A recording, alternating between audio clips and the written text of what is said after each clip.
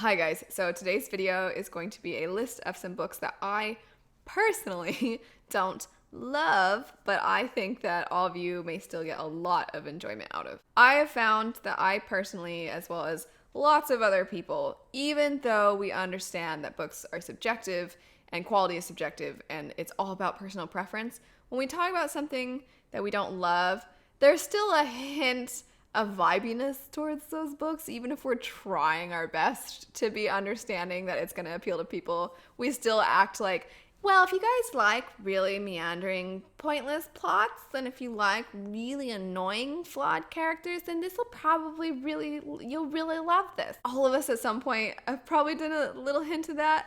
So I wanted to actually make a video where instead of me kind of sort of bashing books, which I don't really want to do, instead of doing that, I wanted to kind of inform you on books that I don't personally love, because sometimes people ask me about these books, but it's so personal preference based that I know so many of you will love these stories, and it just makes my heart a little sad when I talk about a book or when anybody talks about a book and I'll see responses that say something like, good to know, won't be picking that up now. I'm just like, but you might like it. So that's why I'm doing this. I'm going to take stories that I will inform you of why I personally didn't love them, but I'm also going to try to highlight all the pros and why you might love them. All 5 of the stories that I'm going to mention are adult fantasy. I will probably do one of these for young adult as well, but I'm going to start off this list with one that I think will be kind of surprising to a lot of people, and that would be Mistborn Secret History by Brandon Sanderson. Many of you know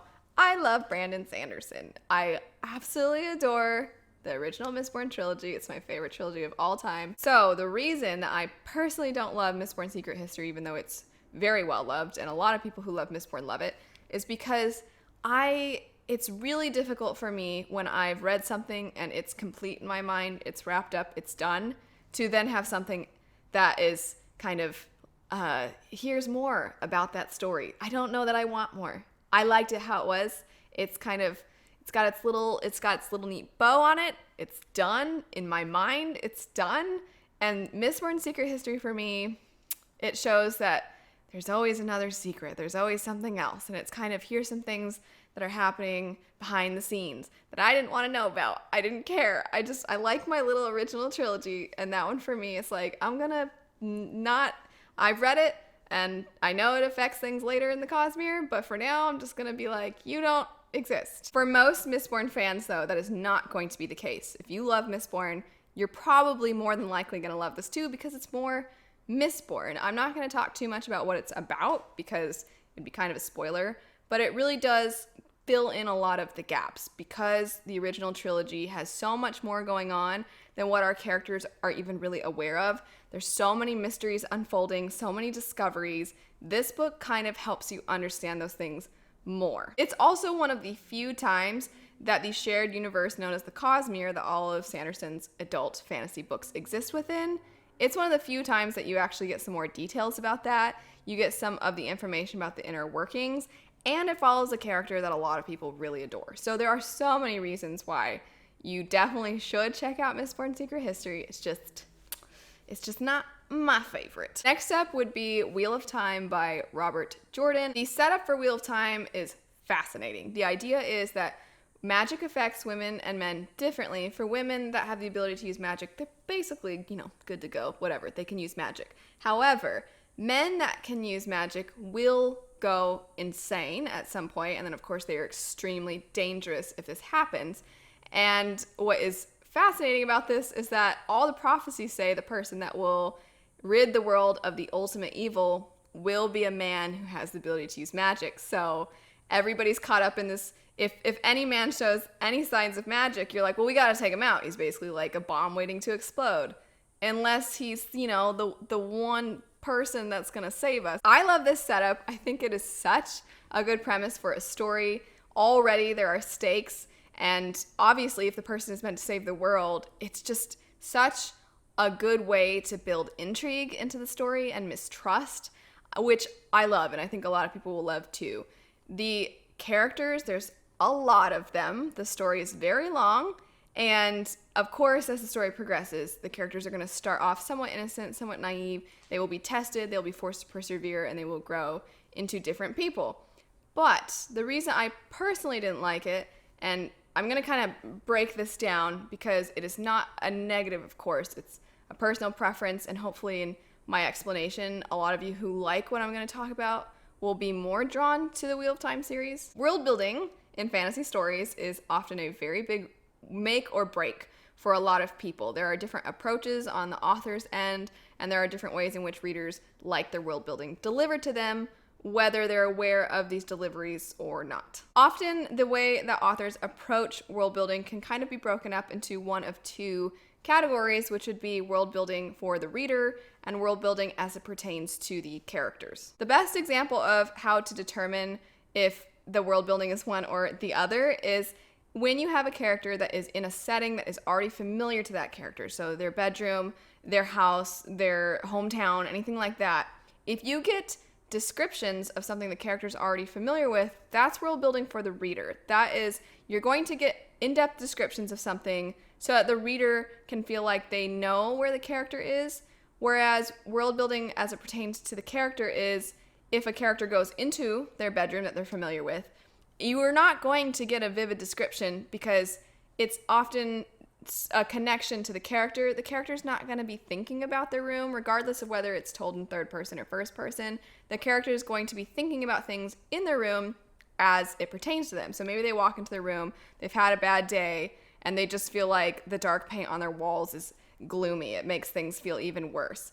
Rather than getting a description when they walked in and thinking, my room has, or the room has dark walls, and the windows have a lot of blinds, and the bed is kind of got darker sheets. Instead of getting a vivid description, they walk in and you get some kind of detail about the room because the character, it relates to them. A lot of times, this kind of world building is far more subtle, and it leaves the reader feeling like they don't always know what things look like, or they don't always feel that much of a connection.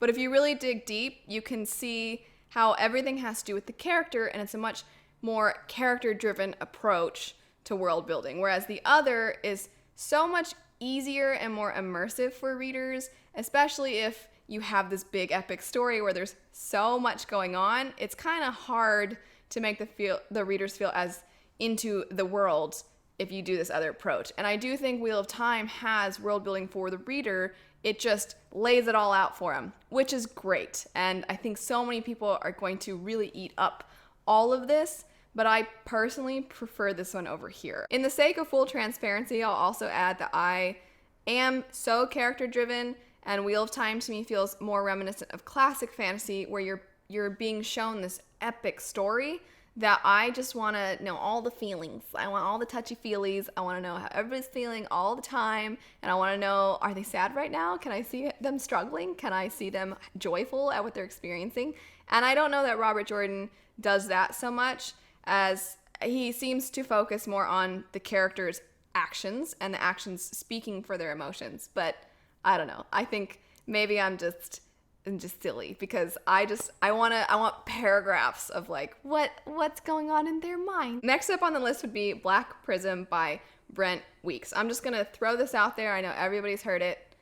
It has a really fascinating magic system. The magic system revolves around different colors, and some people have the ability to pull from certain colors. Some people have the ability to pull from only 1, 2, 3, and then there's a person known as the Prism who can pull from all the colors and therefore is super powerful. Every aspect of the world that could be affected by this magic system, Brent Weeks has likely included that in the story. It is extremely well thought out, and if you love those kinds of magic systems, you are probably going to absolutely adore this story. The characters themselves are very gray, and a lot of people now are wanting that. They don't want these heroes that are going to save the day. They want characters that are flawed and relatable, and you've got that in Black Prism. That also happens to be why I didn't love the series. Both of the elements, the magic and the characters, weirdly enough, even though I think that's the reason most people love it. It's not that I dislike gray characters. I just didn't like any of these characters. As far as the magic system goes, even though I do think it's absolutely fascinating and so many people will love it, I found for myself personally that there is a level at which it's gonna sound really awful, but there's a level at which I stop caring, and this is the best way I can describe it. Have you ever played a video game, for those of you that play video games, and you get a tutorial about how the combat works, and then, there's a learning curve, obviously, but then at some point you're like, okay, I got it. And then there are little bits about the magic or the combat becoming better and more advanced, and you learn those as you go. But generally speaking, at a certain point, you understand it. Then there are games where it's like an endless tutorial, and you're always finding out more. And for some people, that's awesome. But for me, if I feel like I'm always being told something new about the magic, and it's already something the characters basically know, but then I'm still discovering it later, that's where for me sometimes it can pull me out of the story a bit. That's just a minor thing though, and again, honestly, most people are gonna love it. So, take what I say with a grain of salt. Next up, we have a story that's actually science fiction, and that would be Hyperion. It has won awards, so other people that love sci-fi are like, you don't know what you're talking about, this book is great, listen to them, they know what they're talking about. And it really is a really cool execution because the story takes a bunch of different characters and then it shows you basically their story. It's almost like a culmination of short stories, and all of these kind of tie together. And each story is fashioned after a different genre and the way in which the writing style changes in all of those different genres, which is really cool to see. And the reason it works for so many people is because that's just a really awesome, and it takes a lot of skill to be able to do something like that. For me personally, I only liked, I think, one or two of the characters and their stories, and so that's why it was kind of a miss for me.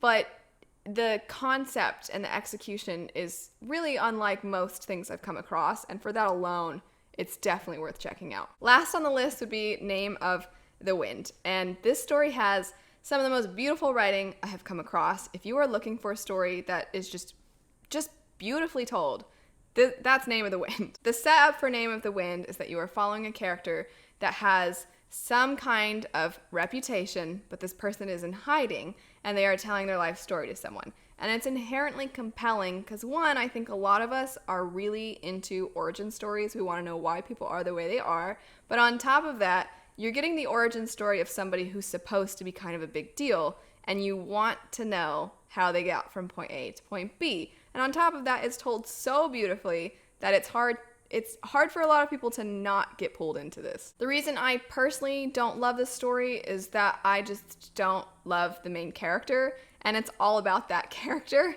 So after a while, if you don't love that character, even if the writing is beautiful and the premise is good, you might lose interest, and that's what happened to me. But this story is loved for a reason by so many people. There's a magic school setting that so many people are going to love, and it's kind of a coming-of-age story as well. It's something that a lot of people are going to be very connected to. It's just, I just didn't like the character. It's as simple as that. Anyway, that is it for 5 stories that I personally don't love, but I think are worth checking out and that a lot of you will really adore. If you are one of the people that does adore these stories, please feel free in the comment section to leave reasons why you think the story is worth reading and worth checking out, because I'm sure you're going to do a better job than I have in describing what makes these books so great. Thanks so much for watching though. I hope you all have a great rest of your day, and I'll see you later.